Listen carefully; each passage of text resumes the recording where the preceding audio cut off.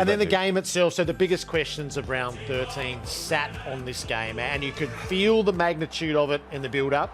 And it posed the question is, were Melbourne sure that they would respond after the week that they'd been through? I tell you what needed to happen from a Collingwood perspective was not to allow it even the sniff of materialising. If the opponent was all ginned up, and I don't think they were, they didn't bring the fizz.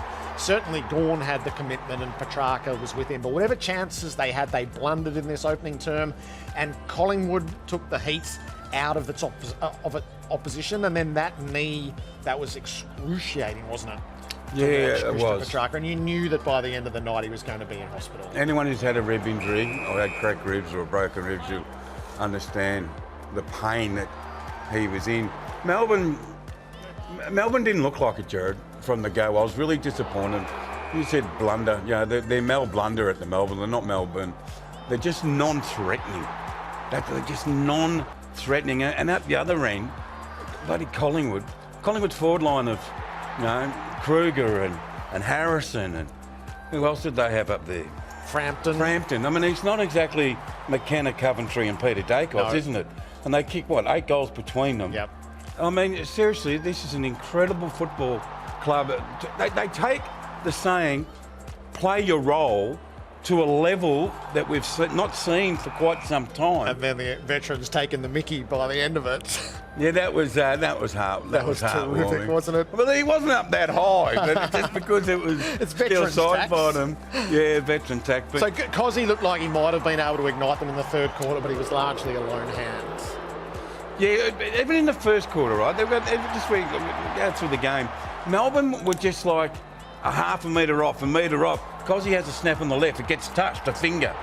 You know, everything was going against Melbourne, the 50-50s. Oh, you just need a bit of luck. They didn't seem to have a lot of luck. And then when Collingwood went forward, all throughout the game, they were able to get quick goals back. So as soon as Melbourne looked like, oh, hang on, can they mount a bit of a challenge here? No, Collingwood. Jeremy Howe was just superb. Yeah, I would have had him as the So would I thought when they announced it, I thought they were going to announce. And I thought Chris played really, really well as well. But and there were the scenes in the rooms of Christian Petrarca.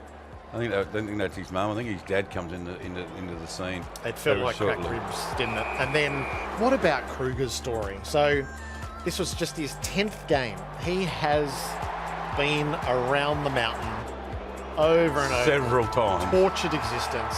And he comes to this day and he kicks 3. He'd only kicked 4 career goals in the AFL before that. And the celebration that was long looming for Collingwood, who shut out the last quarter really well. So let's talk about Craig McRae, the coach, if we can. And he won't talk about it because he won't ask questions. He won't answer questions about himself. For him to be able to get into Kruger's head and say, hey, we need you today. Just compete. That's all I ask. Because he's so, you know how he's always glass half full, everything positive. They get beaten by 35 points and you listen to his press conference and you walk away happy. You think, oh, I'm feeling good even though they got beaten. I can imagine him sitting down and talking to Kruger saying, hey, you can be the best forward on the ground today. You could be so important. Did you see when he kicked that goal and the slow-mo was on him? He was so thrilled with his performance. They've got belief. I kept saying this word belief, Joe. What is belief? Collingwood have got something. Now, if he can bottle it, I don't know what it's called. But they can just turn up week after week after week after week. They shouldn't be near Melbourne, not on the talent level. And they played with Melbourne today. Yeah, they did. They played with them. They had them all day, and what was it, 38 points at the end. And it was every bit of that. It was totally comprehensive what they were able to do. They're just able to get the right thing at the right time out of Sullivan and out of Harrison and today out of Kruger. So while they're going through this period where they are threadbare quite clearly, and the injury list is broad, able to plug into a predictable, dependable, reliable and system. And Hoskin Elliott, you played so his forward. return was so important, wasn't it? I think he might be the most versatile. No, he's one of the most versatile players, not just at Collingwood, in the game. He can play half-back, he can play wing, he can play pseudo centre-half forward as a marking player, and he's really smart. He's smart around goals. And that mark he took on the wing just in front of the members stand here, and they got it down and they kicked the goal. It was like, bang, it was 1 against 2, up he got. He doesn't go back. He doesn't go back behind the mark like Melbourne does. He goes, right, let's go, let's move. That's what Collingwood do, they move. They don't stop and smell the wind and go, right, let's go. They're off and going. And that's why they play some devastating forward half football. Melbourne were beaten in every aspect. They were beaten for run, they were beaten for aggression, they were beaten for strategy.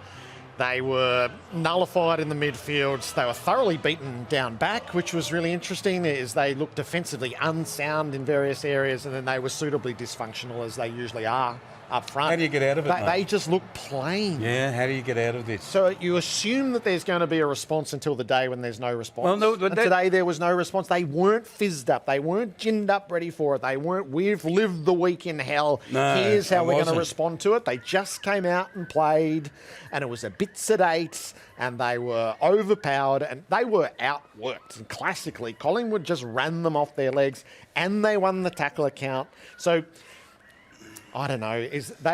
They look like a team who has reached the end. Yeah, no, they've gone down the other side. The end, they reached the end a month ago. They're tumbling down the other side. They had one really clear winner today. I thought Alex Neil-Bullen on Nick Dacos. Good coaching. We're not going to let Nick Dacos run around, but that's fine. But Collingwood said, don't worry about it. We can still handle you with Nick Dacos now having a great performance. So it says a lot for the rest of Collingwood. But I look at Melbourne now, and I think they're done. I don't think they can win it this year.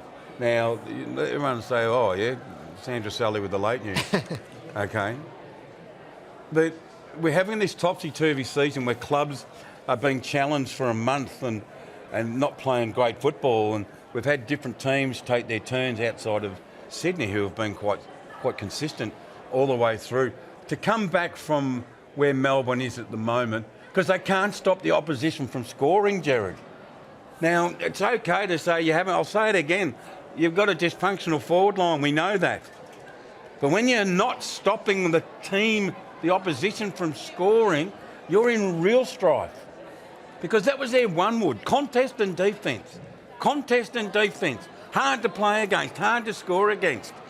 Not anymore. Not anymore. They've hit the wall. They have hit the wall.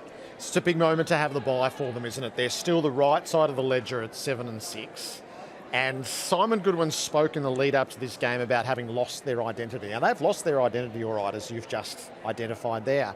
Is it possible to recapture? Yeah, everyone goes away for 5 days, and then do you retool them? What? I don't know if you can retool them. You're going to have to rewire them somehow, either tactically or emotionally. Now, it's not. Both go together, because you have to get them to buy in, but you've got to get them to buy in with something. You've got to offer them something to say, yeah, we're in. We're in with that, because at the moment, the needle of last week's loss, that wasn't enough. The response? No, they've got some work on the mechanics, and they've got to work on their brains, because they look a bit confused, don't they? They look hesitant. Yeah, so instinct's not serving them well now, and the ferocity that they made their rise on is missing in their game.